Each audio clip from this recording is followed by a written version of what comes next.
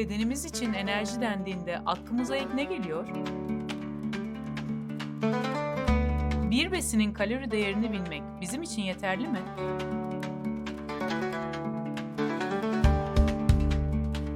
Peki ya makro saymadan ketojenik beslenebilir miyiz?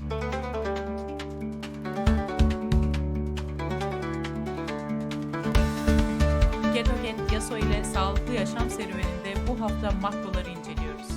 9 senelik keto yasa olarak deneyimlerimi ve tecrübelerimi sizlerle paylaşmak adına yeni bölümle karşınızdayım.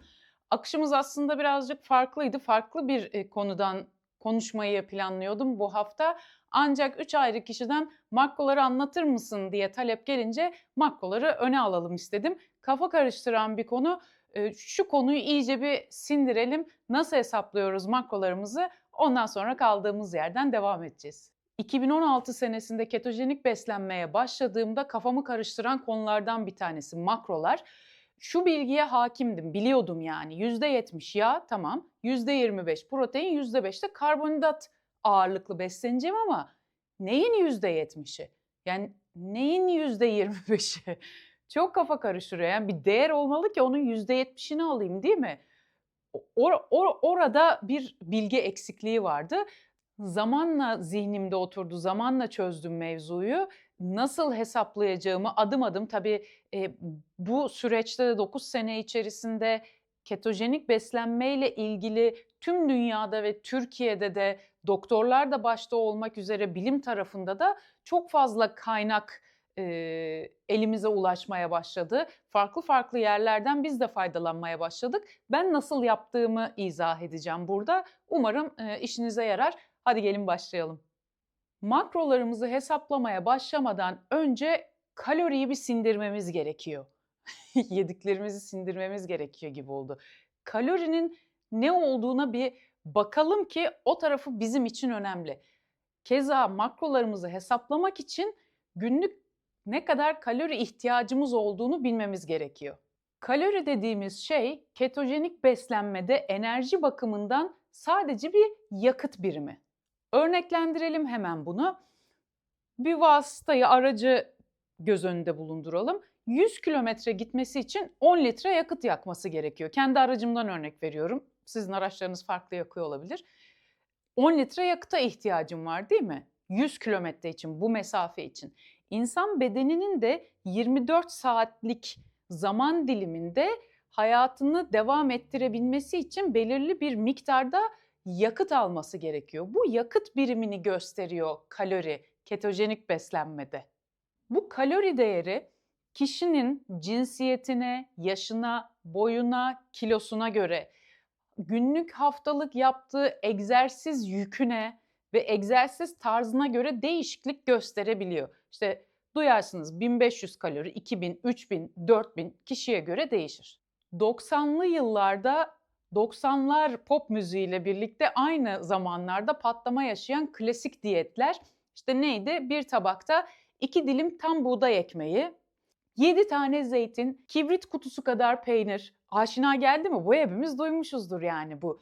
Bunun üzerine bu beslenme şeklinin, bu diyetin üzerine inşa edilmiş bir algı aslında kalori kavramı. Çünkü şöyle düşünülüyor. Diyor ki amaç zaten kilo vermek ya. Yani temel maksat kilo vermek orada. Bu diyetlerin yapılmasının sebebi, başlıca sebepleri. Günlük 2000 kalori ihtiyacı olduğunu varsayalım bir kişinin. Diyor ki 1500 kalori alırsan 2000 eksi 1500. 500 kalori açığı ortaya çıkıyor o zaman. Kilo verirsin. Evet verirsin. Yani daha az yersen verirsin. Keza Allah göstermesin bir kaza olduğu zaman ne bileyim bir işte dağda, ormanda, bayırda, çayırda mahsur kaldığı zaman insan yiyecek bir şey bulamaz ve 3-5 gün içerisinde birden zayıflar ya, işte aynı mantık yani bir şey yemediğiniz zaman erirsiniz. Vücut kendi kaynaklarından kullanmaya başlar. Ama bizim için bambaşka bir şey bu kalori dediğimiz şey. Arka blokta bir tane komşum vardı. Senelerce bu az önce bahsettiğim klasik diyetlerden uygulamış. Bana şey dedi bir gün. Uyguluyorum, uyguladığım zaman işime yarıyor, kiloyu veriyorum fakat bıraktığım anda fazlasıyla verdiğimin de üzerinde kilo alıyorum. Neden? Çünkü sürdürülebilir olması lazım. İşte önceki bölümlerde söyledim ya, hayatınız boyunca bir başkasının size verdiği, bir başkasının istediği yiyeceklerle mi besleneceksiniz derken aslında bunu kastediyordum. Sürdürülebilir olması lazım ki kilo verilir.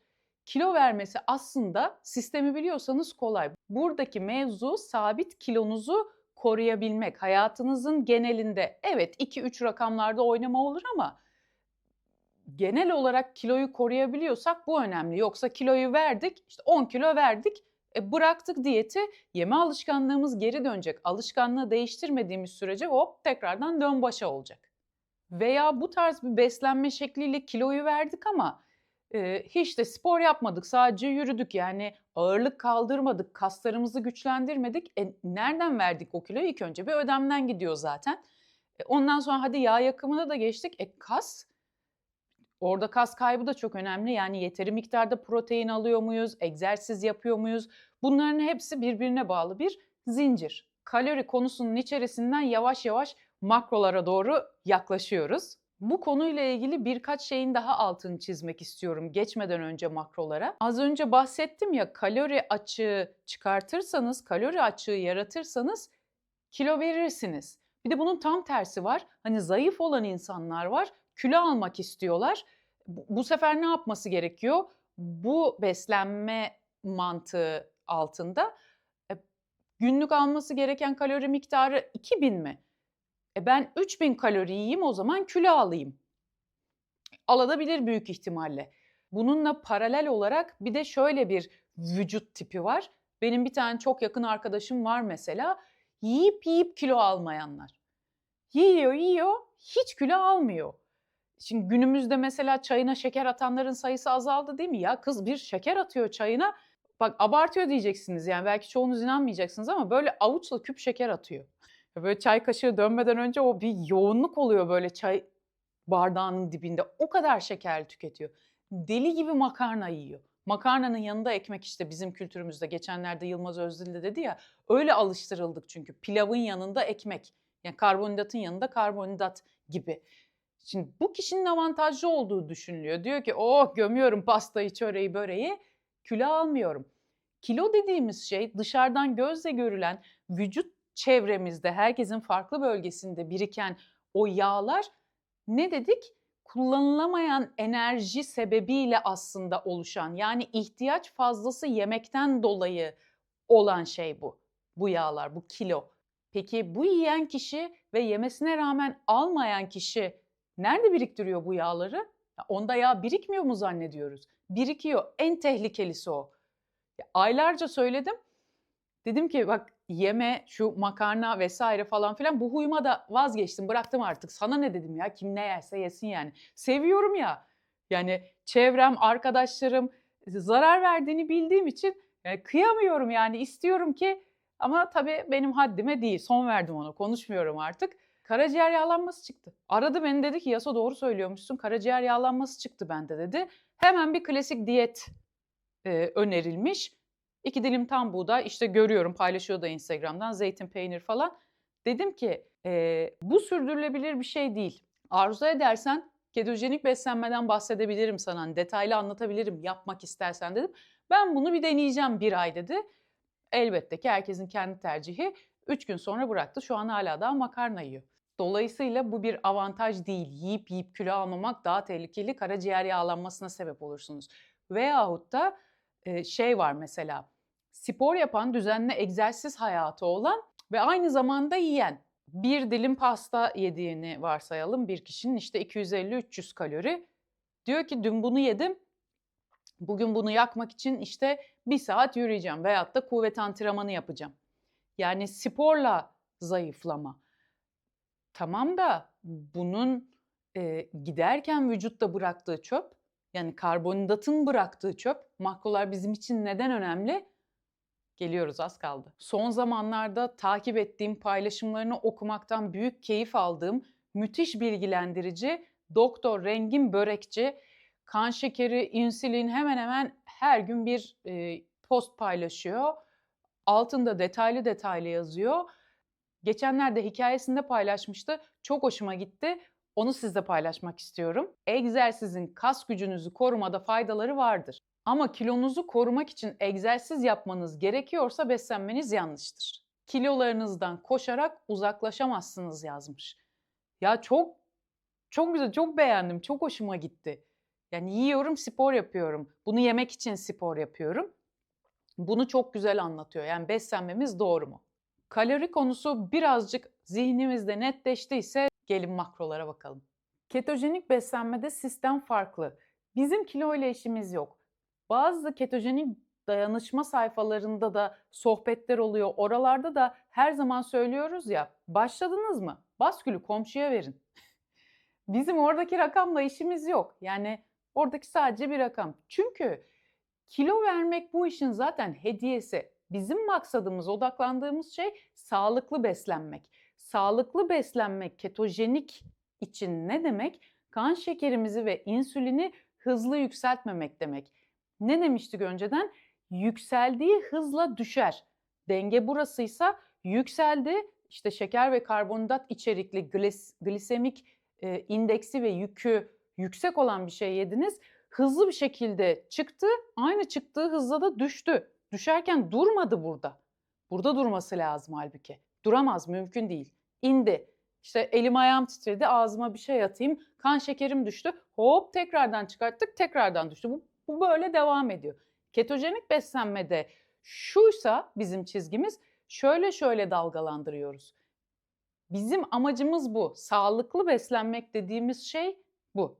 Peki biz bu kan şekerini böyle dengeli dalgalandırınca ne olacak? Buradaki maksadımız ne? Son zamanlarda hızla artan, günden güne yayılan endüstriyel hastalıklardan kendimizi korumaya çalışmak, yakalanma riskimizi azaltmak. Bizim kaloriyle neden işimiz yok? Gelin hep birlikte iki öğünü karşılaştıralım. Bir tanesi tost, 313 kalori, diğeri de benim geçenlerde spor sonrası yediğim bir tane tabak. Bu da 368 kalori. Birbirine yakın kalori değerleri.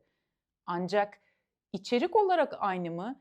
Yağ makrosu, protein makrosu, karbonhidrat makrosu, kan şekerini ne kadar hızlı yükselttiği, glisemik indeksi, glisemik yükü birbirinden tamamen bağımsız iki tane gıda. Biri tost, biri de bu tabak. Birbirine eşdeğer mi? Değil. Makrolar bu noktada bizim için önemli. Kalori değeri özetle ketojenik beslenmede bizim yağ, protein ve karbonhidrat oranlarına %70, 25 ve 5 yüzdesel oranın gramaj cinsinden karşılığını göstermesi için ara bir araç kalori miktarımız. Peki bunu nasıl bakacağız? Makrolarımızı hesaplamaya başlarken bu işin birinci adımı bir tane mutfak tartısı. İnternette bulabilirsiniz. Ben bunu kaç sene önce aldım. Çok böyle aşırı kaliteli bir şey de değil ama işimi görüyor. Yani mililitre cinsinden, gram cinsinden hepsini gösteriyor. Geçenlerde bir arkadaşım sordu. Ona da link gönderdim. O daha güzel bir şey almış. Bütçenize göre istediğinizi tercih edebilirsiniz. İlk olarak bunu alıp bir elimizin altında bulunduruyoruz. İkinci adım olarak hesaplama kısmında Doktor Can Çiftçi'nin fitekran.com sitesinden yararlanıyorum ben. Bütün rakamları oradan hesap ediyorum. Şimdi ekranımı sizinle paylaşacağım. Oradan adım adım örneklendirerek anlatacağım. Şimdi ilk olarak fitekran.com'u açıyorum. Sayfa açıldıktan sonra sayfanın en altına iniyoruz. Bakın şurada hesaplayıcılar kısmı var. Hesaplayıcılara tıkladıktan sonra bize burada birkaç tane hesaplama aracı çıkartıyor. İlk önce günlük kalori hesaplayıcısına giriyoruz. Buraya bilgilerimizi yazıyoruz. Yaşımız da ortaya çıktı bu arada. Benim hedefim kilo korumak. Hesapla dediğim zaman şurada bana günlük ihtiyacım olan kalori miktarını veriyor. Bunu bir yere not ediyorum. 2826 kalori. Tekrardan devam ediyorum. 3. aşamaya doğru. Makro hesaplayıcıya geliyorum. Tıklıyorum buna. Buraya 2826 benim için çıkarttığı kalori miktarını yazıyorum.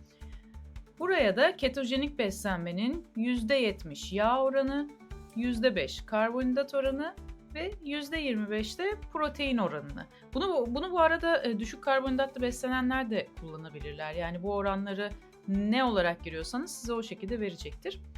Ketojenik beslenmeye göre girdik. Hesapla diyorum.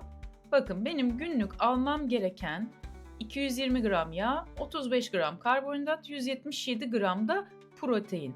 Yani yüzdesel bazın gramaj karşılığı bu. Yediğimiz şeylerin gramajını ölçerken bu ölçüme yeşil yaprakları dahil etmiyoruz. Neden? Yeşil yaprakların lif miktarı çok yüksek. Bu ne demek? Bir besinin içerisindeki net karbonhidrat miktarına ulaşabilmemiz için toplam karbonhidrat miktarı eksi lif miktarı. Yani bir üründe diyelim ki 10 gram karbonhidrat var ama bunun 8 gramı lif. 10 eksi 8 eşittir 2. O besinde aslında 2 gram karbonhidrat var. Bu şekilde hesaplamamız gerekiyor. Bu yeşilliklerin de lif miktarı yüksek olduğu için 1-2 gram da artık o kadar yani mimar gibi hesap yapmıyoruz. 3 aşağı 5 yukarı bir hesap yapmamız gerekiyor. Bu sebeple yeşillikleri hesaplamamıza dahil etmiyoruz. Yani ana şeyleri tartıyoruz. O kadar da detaya girmeye gerek yok. En azından ben o kadar detaylı tartmıyorum, öyle söyleyeyim. Bugüne kadar hiç yeşillik tartmadım yani. Mutfak tartısı aldık birinci adım olarak. Günlük kalori miktarımızı belirledik. O rakamı elde ettik. Ondan sonra da 70-25-5 oranlarına göre gün içerisinde kaçar gram beslenmemiz gerektiğini hesapladık. Bu rakamlar elimizde var. Bundan sonra ne yapacağız peki bu rakamları? Bir tabakta tarttık, ölçtük, biçtik. Nereye yazacağız bunları? Bunun için bir uygulama kullanmamız gerekiyor. Bilgisayardan da kullanabilirsiniz, telefonunuza da yükleyebilirsiniz bir uygulama. Çeşit çeşit uygulamalar var. FatSecret kullanıyorum ben. Bir dönem Dietkolik kullandım. Nasıl bu girişleri yapacağız? Bir örnek olsun diye bilgisayardan açtım. Bilgisayar ekranımı şimdi size yansıtayım. Oradan bakalım nasıl hesaplama yapıyoruz. İlk önce FatSecret uygulamasını açıyoruz, sayfasını. Bunu telefondan kullanmaya çok aşinayım. Buradan göstereyim diye size giriş yaptım siteye. Onun için çok pratik değilim burada, kusura bakmayın. Şimdi Perşembe günü bugün örnek olsun diye girdim bir şeyler. Sabahki KGK'mı girdim mesela. Bir de akşamüstü saat 5'te yediğim yemeği girdim. Şu menünün altı, turşu ve köftelerin altı mesela yeşillik dolu. Gördüğünüz gibi onları tartmamışım. Hiçbir zaman da tartmadım zaten 9 senedir. Şurası size toplam bütün öğünlerin miktarını gösteriyor. Öğün bazına olan miktarları da her öğünü girdiğiniz listenin başında görebilirsiniz. İşte şurası kahvaltı, şurası öğle yemeği gibi. Aşağıya iniyorum. Burada da işte makro dağılımını görüyorsunuz. Karbonhidrat, yağ, protein. Bakın 70-25-5 oranlarına yakın. 3-5 oynasa da o kadar önemli değil. Süreklilik önemli. Bu application'da şeyi de görebiliyorsunuz. Ayı da görebiliyorsunuz. Aynı şekilde telefonda da yapabiliyorsunuz bunu. Ben dediğim gibi yani böyle her gün bunu yapmıyorum 9 senedir tabii ki. Özellikle spor yaptığım zamanlarda protein miktarını görmek için tutuyorum. Sizin maksadınız farklı olabilir. Bakın burada her gün girmişim. Bana ne dedi? 2826 kalori verdi ya. Ben hep bakın bunun altında tüketmişim. Ama mantıken de sürekli kilo vermiyorum. Aynı kiloda duruyorum.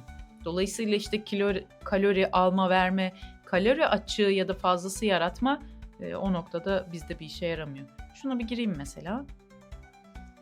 Bakın bugün bu tarihte yani 150 gram yağ almışım.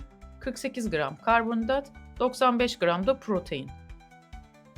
Bu arada ben yiyecekleri tartarken canım ne istiyorsa tartıp yiyip ondan sonra buraya gramajını giriyorum. Yani şunları tutturmaya uğraşmıyorum. Zaten bir süre sonra yeme sisteminiz oturunca bu oranlar otomatik kendine geliyor.